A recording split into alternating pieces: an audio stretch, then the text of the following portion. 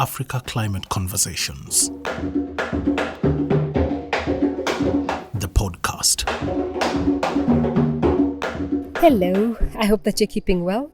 Welcome to another edition of the Africa Climate Conversations. I'm your host, Sophie Mbogwa. The Sharm el-Sheikh decision was reached early morning on last Sunday, the 20th of November, as the official plenary started at 4 a.m. Yes, 4 a.m. I wanted to bring you this analysis last week, but it's been a crazy week trying to maneuver technical difficulties arising from Sharm. But thank God we are all system go now and back to normal schedules. Thank you so much. I can see that you have kept true and been coming over here despite me missing in action. But I also encourage you to check out the Africa Climate Conversations YouTube channel and subscribe as well. Now, among the wins for the continent was the establishment of a loss and damage facility, which was pushed very hard by the G77 and China. Africa is in this group, as well as the civil society, who did a marvelous job. And yes, this facility was vehemently opposed by the United States of America at the beginning. Now, the fund is not yet set up yet, and hence there is no money yet. But next year, the COP determined that the Santiago Network on Loss and Damage Secretariat host should be selected by 2023. So I will find an expert soon, and we can speak more about loss and damage, the Santiago Network, and moving forward in depth. But there are key things that I believe must be addressed and made clear, such as the sources of these funds, where will they come from? Will they be public? Will they be private? Remember, we do not want money that push nations further into debts. Also, the modalities for accessing financial support for addressing loss and damage, as well as compensation, because one of the difficulties has been accessing climate finance in general. The other thing is the definition of the legal aspect of the compensation, because we're talking about losses, compensation, big, huge money that developed nations must pay to developing nations because of the losses they are and damages they are incurring because of climate change. And the reason why developed nations are the ones who have this responsibility is because of the ones who have led the world to be where it is in terms of warming, because of a lot of emissions they have done over the years as they developed. So we're talking about climate change losses. And of course, as a country, I believe for you to be compensated, there are legal aspects that can arise, because then you have the responsibility in terms of proving that the losses you've gone through, the damages you've gone through are as a result of these climate issues. I'm saying this given that at COP27, it's 13 years since climate finance was promised, and definition of what constitutes as climate finance arose, And so I think learning from such issues, it's important in terms of those definitions have to be put in place. And also countries have to realize there will be legal aspect in terms of you're asking another country to compensate for the losses that you've actually done. So you have to prove that. For me, it is great to have it enshrined on the Sharm decisions, but the key things at the end is ensuring the funds are finally available to countries and not as debts, and that burdens nations further, and also ensuring that these nations can actually receive this compensation. On the same front, there were some initiatives that were launched to address loss and damage. One of them was a global shield against climate risks. What is happening is that there is a group of 7 rich nations, among them Canada, France, Germany, Italy, Japan, the United Kingdom, and the United States of America, who are cooperating with about 20 vulnerable countries. They're calling themselves V20. This is a group of 58 vulnerable economies from developing countries. In Africa, we have countries like Ghana, Ethiopia, Kenya, Benin, Burkina Faso, Chad, Cote d'Ivoire, Democratic Republic of the Congo, Eswatini, the Gambia, Guinea, Liberia, Madagascar, Malawi, Maldives, Morocco, Niger, Papua New Guinea, Rwanda, Senegal, South Sudan, Tanzania, Tunisia, and Uganda. Now, as you see, these are not all African countries. So what is happening here is that some experts thought such initiatives are good, but they are divisive, as they are picking some developing countries and promising them the loss and damage financing, while the essence was to push through the COP process, was as developed countries was to come together and push for a common fund that would be accessible to all countries equally. So I spoke to Charity Megri, the 350.org Africa regional campaigner, and to her this is leaders not looking forward and being short-sighted. I think African leaders are a bit short-sighted maybe there was an intent for them to speak with one voice, but the approach of one global north country cherry picking one African country and making pledges with them kind of is a divide and conquer rule. So it kind of creates that split. So it makes African leaders not speak with one voice, but they are very short-sighted to actually see that, and they are happy with pocketing the pledges and not realizing that they could actually get much more if they only resisted that approach, spoke with one voice, and demanded even more, because there's a lot of damage, there's a lot of loss that has happened in African countries. The UNFCCC process is not binding. So that's the sad thing. And the global leaders know this, and so they can come and blah, blah, blah. But it's never binding. So I think that UNFCCC should identify mechanisms to actually make some of these things binding, so that there can be an actual commitment, an actual process that makes global north countries accountable for the damage that they have caused. Also, at the moment, global north are trying to avoid blame by saying that they're not liable, but they acknowledge their moral responsibility that they need to offer loss and damage finance. So they do not take it as a liability, so they cannot be held legally accountable, but they just feel out of their own goodwill they are morally responsible, and so they pretend that they will do the right thing. On energy and mitigation, one of the key issues mentioned was the need to accelerate efforts towards the phase down of unabated coal power and phase out of inefficient fossil fuel subsidies. But also it's important to note that the text also mentions that the need to provide targeted support to the poorest and most vulnerable in line with the national circumstances and recognizing the need for support towards a just transition. Now, when we speak about just transition for Africa, the truth is there cannot be a just transition without access to energy. Majority of nations do not even have base loads. The continent is home to nearly 600 million people in the dark already in 2022. How can the continent produce without power? How can the continent industrialize without power? For years, we have seen mining of oil and gas benefiting other nations as these resources are exported raw. This is the same case for many minerals, with the continent blessed with minerals such as cobalt, lithium, hydrogen, and many more that are very critical for the clean energy transition. It is very critical for African nations to rethink the lessons they've learned in oil and gas mining before and make sure that these minerals are processed in the continent now to benefit the people here. Also, with the Russia-Ukraine crisis, we are seeing the West looking into Africa for natural gas, provisions, and also other sources of energy like solar. And much of what is being produced is exported to Europe, not really benefiting the African nations. A case in hand is Mozambique, which is now conflict-ridden, whose natural gas is actually being piped out through South Africa. And we also have solar power in Morocco, okay? African nations have to make sure that as we mine these resources, they're just not benefiting or carried out of this country raw. They're also processed here, and also make sure Africa can find a way of making sure that their people are no longer in the dark.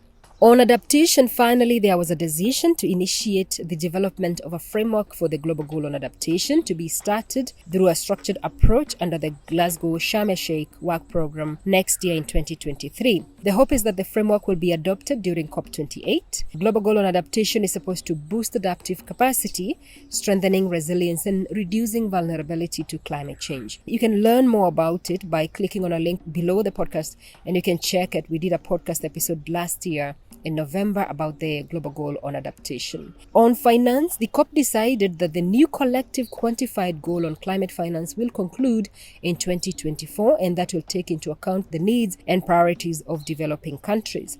Critical because the financial needs are in trillions of dollars and rising day by day. And I believe the provision of $100 annually promised 13 years ago, despite it being the floor, is no longer a drop in the ocean as far as the needs of not just developing countries, but even African countries. On the consideration of the special needs and circumstances for Africa, there was a draft decision as of the 17th of November, which had decided to acknowledge the special needs and circumstances of Africa states and those of other developing countries in the context of the implementation of the Paris Agreement. Now, this did not make sense since it's the African continent that was promised by the COP21 presidency, and that recognition is based on the convention under the Kyoto Protocol. But the decision was short-lived as first we had the ILA countries, that is Latin America and the Caribbean, which opposed it. And also now towards the end, we had the ABU group, that is the Argentina, Brazil and Uruguay, saying no to Africa's recognition. So the push continues next year. The one issue worth noting on this issue is the dynamic in terms of negotiating blocks that African countries find themselves in. About 33 African countries are considered least developed countries under the UN system, and hence under the UNFCCC they negotiate as LDCs, that is least developed countries. Despite the fact that Africa has a common position, so they come together and I think, consolidate everything. But then what I understand from some negotiators is the fact that you find sometimes when Africa is pushing, especially on this motion of recognition as special needs, you find, of course, the least developed countries are recognized. They have some kind of, goodies, I would say, that actually come from the whole same process and stuff. So when it comes to Africa as a whole pushing for recognition, they do not really support, these 33 countries do not really support the other African countries. So some of the group of negotiators on climate change have proposed that Africa needs a political representation that can actually prevail over this motion in terms of bringing all the African countries together. And that's why the Africa Union is coming in. And so when you go back to a podcast last year, towards the tail end, you'll find that we had an episode that talked about that, why the AU needs to have itself registered or accredited like the EU in terms of to negotiate on behalf of Africa, and to also be present to making sure that Africa is present at the tail end. Because there is a point that negotiations get and it's beyond the technical team. And now it's get to another level where decisions are made politically. But the thing is, Africa is missing on that political level. So who is making decisions for the African continent at that point? So that's where the whole thing comes in terms of the AU need to be present and make sure that Africa is politically represented at that top level before now the 4 a.m. kind of plenary starts. That's the final decision. Finally, there was another initiative that is worth noting, and a couple of African countries, that is Sierra Leone, Mozambique, Monaco, Uganda, and Angola are part of it. It's a group of 18 countries that have come together. From the Pacific, we have the Vanuatu, New Zealand, Samoa, and the Federated States of Micronesia. From the Caribbean, there is Antigua and Barbuda. And from the Latin America, we have Costa Rica. As I mentioned, from Africa, we have Sierra Leone, Mozambique, Monaco, Uganda, and Angola. Now, Vanuatu's Minister for Foreign Affairs, Ralph Regenvanu, he said that these states have been working together over the last 6 months to draft a resolution that will be seeking the International Court of Justice to provide clarity necessary for countries to make better climate decisions at home and also during COP.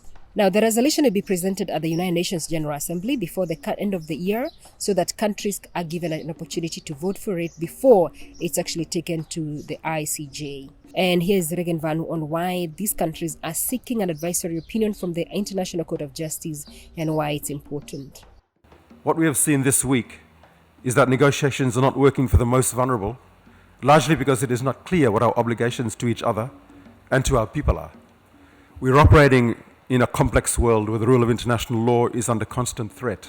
International law is the guardrail we have ourselves established to ensure we cooperate for the good of humanity and for the good of our own sustainable development. Climate change, of course, is one of the world's most complex problems we face, one that has effects and is affected by all sectors and has implications on all aspects of international law. Many tend to think of international climate obligations as only falling under one treaty, the UN Framework Convention on Climate Change and its Paris Agreement, but this is not accurate. States have already collectively agreed to and ratified a range of international treaties and conventions which contain protections for women, children, the environment, and human rights, all of which are now being significantly harmed by historical and growing emissions. We are convinced if we are to have clarity on existing legal obligations to prevent harm and better understand the legal consequences of enabling that climate harm, states would do a much better job of preventing, avoiding, and addressing it. 1.5 is a red line for humanity, and the advisory opinion will help states understand the international legal obligations to accelerate the decarbonization pathway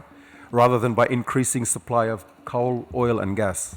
On climate finance, an ICJ advisory opinion would support climate negotiations by considering parties' finance obligations contained in the UNFCCC and reaffirmed in the Paris Agreement, and placing these obligations in the broader context of international law, including in connection with states' obligations to respect and ensure the right of self-determination.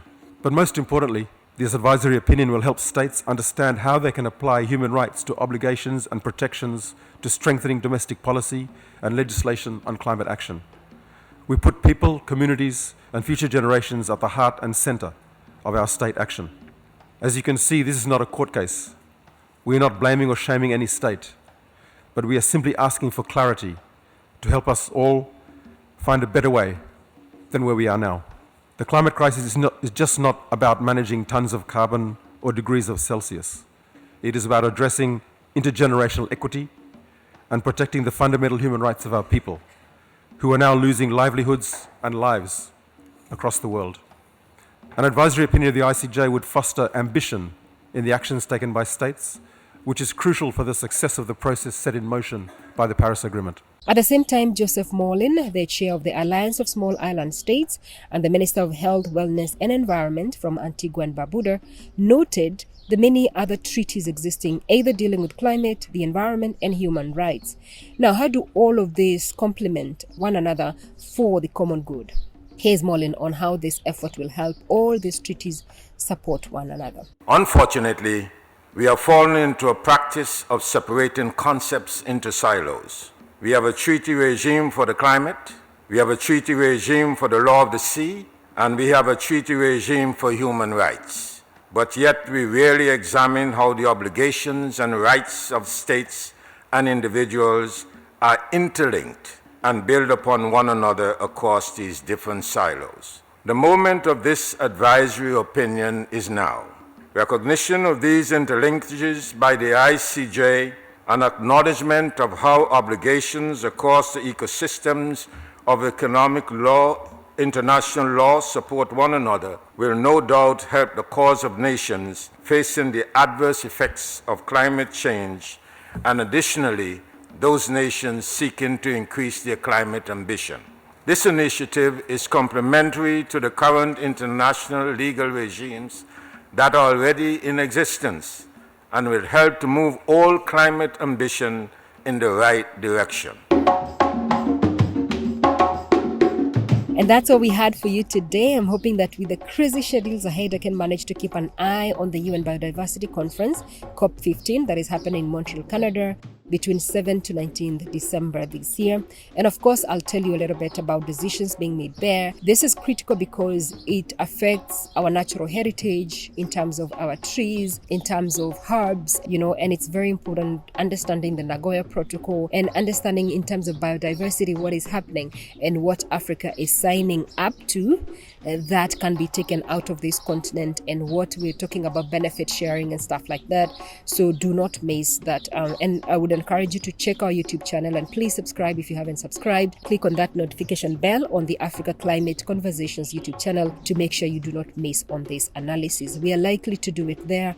I'm not exactly sure whether we're going to have an article here, but I'll see. But for now, thank you so much for the support and keeping true. I will see you soon. Kwaheri. My name is Sophie Mbogwa. Africa Climate Conversations.